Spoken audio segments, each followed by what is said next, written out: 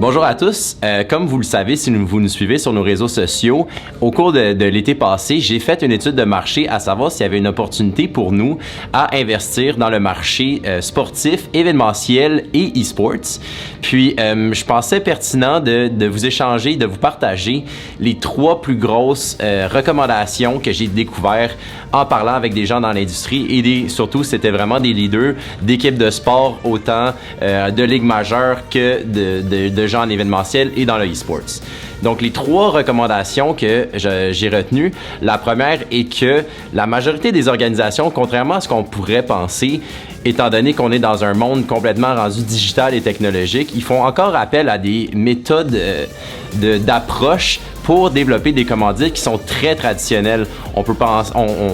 Ce que je me suis rendu compte, c'est que la majorité d'entre eux utilisaient beaucoup l'approche par cold call, par email, mais n'utilisaient pas les nouveaux outils tels qu'une approche par réseaux sociaux, par exemple, ou simplement par référentiel ou par bouche à oreille positif. Donc ça, c'est des méthodes que je pense que les organisations devraient mettre de l'avant. Deuxièmement, je me suis rendu compte qu'un des plus gros challenges que les organisations avaient était de démontrer la portée que pourrait avoir un partenariat entre une entreprise puis une organisation.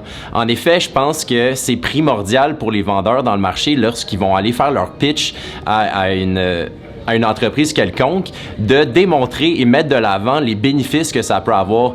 Donc, on pense à des bénéfices beaucoup plus larges qu'à simplement avoir, par exemple, le nom de l'entreprise sur le t-shirt ou quoi que ce soit. Là, on peut aller faire une activation de marque lors d'un événement. On peut faire un acte de charité dans la société. Il y a vraiment plusieurs façons de faire ça, puis c'était pertinent, selon moi, pour les vendeurs de mettre ça de l'avant.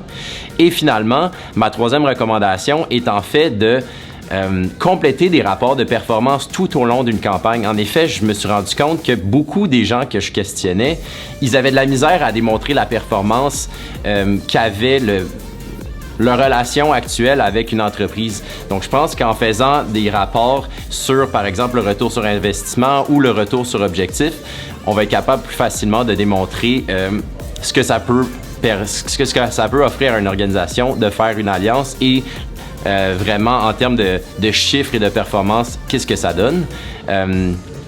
Et voilà pour mon rapport de marché. J'espère que ça va vous aider, ça vous fait réfléchir sur la question. Puis au plaisir de se reparler dans d'autres vidéos.